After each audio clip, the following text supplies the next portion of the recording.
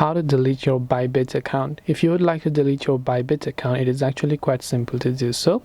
All you have to do is go ahead and then first of all make sure to launch the Bybit application, and this is the interface that you will be able to see right here.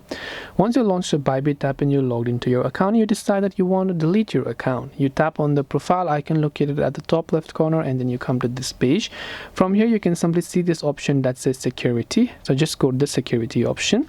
Once you're under security, at the very bottom you'll find an option that says account settings, so you want to simply go to the account settings button. There you'll find an option called deactivate an account. So when you tap on it, you'll be given 3 reasons as to why you want to deactivate or delete your account. After you select either of those reasons, your account will be successfully deleted or deactivated until a certain period of time, and after that it will be permanently deleted.